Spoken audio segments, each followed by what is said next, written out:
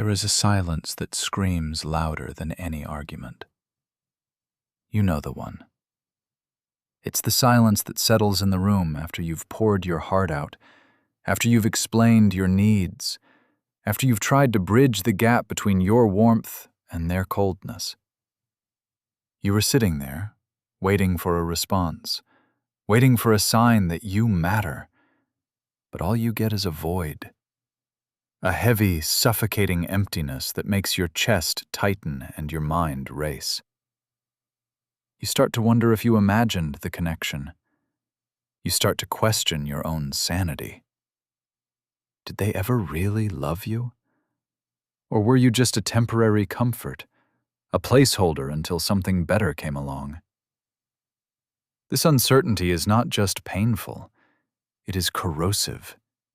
It eats away at your self-worth, layer by layer, until you feel like a ghost in your own life.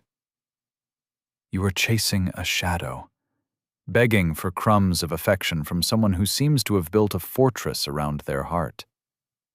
And the most terrifying part? The more you chase, the further they retreat. The more you love, the more they pull away. You are trapped in a cycle of anxiety and avoidance, dancing a tango where one partner leads and the other constantly steps back into the dark. But what if I told you that this retreat, this coldness, this seemingly heartless distance, is not a rejection of you? What if I told you that the very thing that hurts you the most is actually proof that they feel something profound? What if the avoidant person doesn't leave because they don't care, but because they care too much, and their nervous system simply cannot handle the intensity of that care? Let's strip away the stories you tell yourself. Let's look at the brutal truth.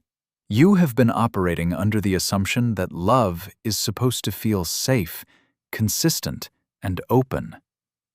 For you, perhaps it does. But for the avoidant attacher, love feels like a threat. It feels like a loss of self. When you move closer, when you demand emotional intimacy, when you ask for reassurance, their brain does not register this as a bid for connection. Their brain registers it as an invasion. This is not a choice they are making consciously. This is a biological imperative. Deep within their limbic system, their amygdala, the ancient alarm bell of the brain, lights up with danger signals. To them, closeness equals engulfment. Intimacy equals suffocation. So they do what any living creature does when threatened. They run. They shut down. They detach. And you, standing on the other side of that closed door, interpret this survival mechanism as indifference. You think, if they loved me, they would stay. But the reality is far more complex and far more tragic. They stay away because the feeling of loving you triggers a cortisol spike so intense that it feels like physical pain. They are not rejecting you. They are regulating themselves. They are trying to survive the overwhelming surge of emotion that your presence invokes. Think about the last time they pulled away. Maybe it was after a perfect weekend. Maybe it was after a moment of deep vulnerability where they let their guard down, where they showed you the soft, hidden parts of themselves. And then, suddenly, the switch flipped. The texts became short, the calls went unanswered, the warmth turned to ice. You panicked. You reached out. You asked, "What's wrong?" You tried to fix it. You tried to love them harder. And in doing so, you inadvertently confirmed their deepest fear. That love is demanding. That love is heavy. That love will consume them. Your anxiety became their pressure. Your need for clarity became their cage. So they retreated further, building higher walls, locking tighter doors.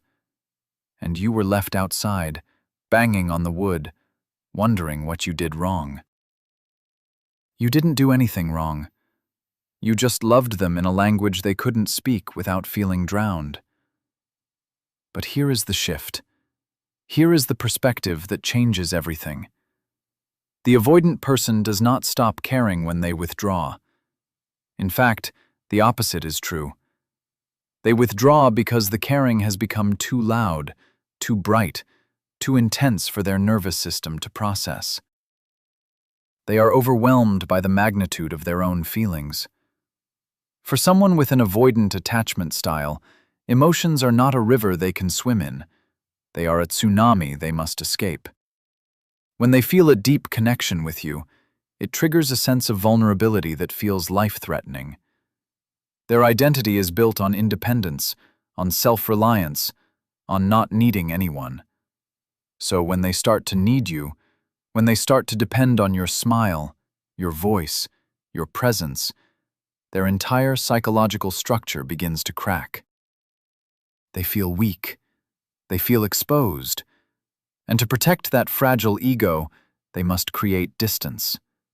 They must convince themselves that they don't need you. They must deactivate their attachment system. This is not malice. It is a defense mechanism forged in childhood, likely in an environment where needs were ignored, rejected, or punished. They learned early on that relying on others leads to pain, so they learned to rely only on themselves. And now, even as adults, even when they find someone wonderful, someone like you, that old programming kicks in. The closer you get, the more their subconscious screams, danger, trap, escape. So, what do? Do you continue to chase? Do you continue to plead for attention? Do you continue to try to prove your worth by being more available, more understanding, more patient? No. Because that only feeds the cycle. That only reinforces their belief that you are a source of pressure. Instead, you must do the one thing that terrifies them and liberates you. You must embrace the power of non-reactivity. You must master the art of detachment. Not the cold, cruel detachment of indifference, but the warm, steady detachment of self-possession. This is the core concept that will flip the dynamic. When you stop reacting to their withdrawal with anxiety, you remove the fuel from their fire. When you stop chasing, you stop being a threat. And when you stop being a threat, their nervous system begins to calm down. The cortisol levels drop. The amygdala stops screaming. And in that space of calm, something remarkable happens. They begin to miss you. Imagine this scenario. You have been chasing them for weeks, texting, calling, worrying. Then, one day, you stop. Not as a game, not as a manipulation, but as a genuine act of self-respect. You realize that you cannot force someone to love you. You realize that your worth is not determined by their responsiveness. So you step back. You focus on your own life. You go to the gym, you see friends, you work on your passions. You become radiant, not because you are trying to make them jealous, but because you are finally honoring yourself. You post a photo of yourself smiling, genuinely happy, without checking to see if they liked it. You go silent. Not the silent treatment, which is passive-aggressive, but the silence of peace. The silence of someone who is complete on their own. Now, shift into their mind. What are they thinking? At first, they feel relief. The pressure is gone. The demand for intimacy has vanished. They can breathe. They feel safe in their distance. They tell themselves, "See, I'm fine. I don't need them. I'm independent." They enjoy the freedom. They might even feel a smug sense of superiority. believing they have won the game of control. But then, days pass, and you don't reach out. The silence stretches, and in that silence, a strange thing begins to happen. The absence of your anxiety creates a vacuum, and nature abhors a vacuum. Without your constant pursuit, they no longer have someone to push against. Without your need, they no longer feel engulfed. And slowly, the deactivation fades. The defensive walls begin to lower, and they start to wonder, why aren't they chasing me? Did they lose interest? Did they find someone else? This is the moment the power dynamic shifts. For the avoidant, love is often associated with the thrill of the chase, but also with the safety of distance. When you are chasing, they are running. But when you stop, they stop running. And when they stop running, they turn around, and they look. And they see you standing there, not desperate, not needy, but strong, independent, whole. And this is incredibly attractive to them. Why? Because it mirrors the independence they value. It shows them that you are not a burden. It shows them that you can survive without them. And, paradoxically, this makes them want to be with you. Your independence becomes safe. Your strength becomes inviting. They begin to feel the pang of missing you, not the panic of losing you, but the genuine ache of absence. They start to recall the good moments, the laughter, the connection, the warmth. And because you are not there to overwhelm them with demands, they can access those feelings without fear. They can miss you without feeling trapped. This is the scary truth. They love you most when you are not trying to make them love you. They feel closest to you when you are comfortably distant. It sounds counterintuitive. It sounds unfair. But it is the psychology of the avoidant mind. They need space to feel desire. They need autonomy to feel connection. By giving them that space, by mastering your own non-reactivity, you are not giving up. You are creating the conditions for them to come to you. You are allowing their nervous system to reset. You are letting them feel the weight of your absence, which is far heavier than the weight of your presence. But be warned, this path is not for the faint of heart. It requires a level of emotional discipline that most people do not possess. You will feel the urge to break. You will feel the anxiety rising in your chest. You will want to send that text. You will want to check their social media. You will want to seek reassurance. And you must resist, because if you break, if you react, if you chase, you reset the clock. You confirm their fear. You teach them that your silence was just a tactic, not a transformation. And they will retreat again, deeper this time. You must hold the line. You must sit with the discomfort. You must learn to soothe your own anxiety, to regulate your own nervous system, to find your own center. This is not just about getting them back. This is about becoming someone who no longer needs them to validate their existence. And here is the ultimate transformation. As you practice this detachment, as you focus on your own growth, something magical happens. You stop caring so much about whether they come back. You start to realize that you are enough. You start to see that your worth is intrinsic, not extrinsic.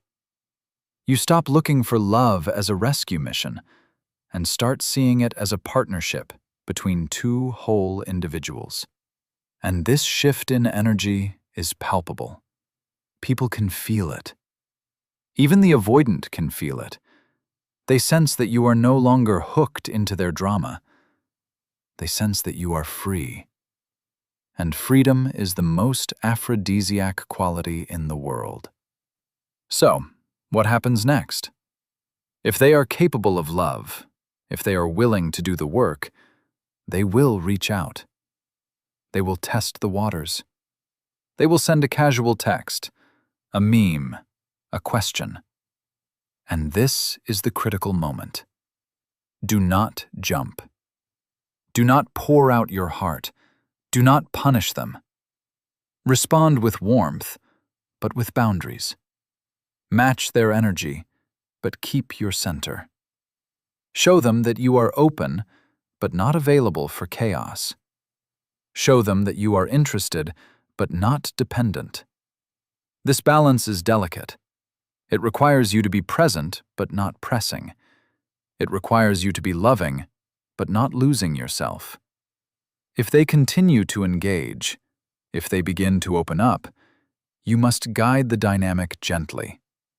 You must reward vulnerability with safety, not with demands. When they share a feeling, listen, validate, but do not escalate. Let them set the pace, but within your boundaries.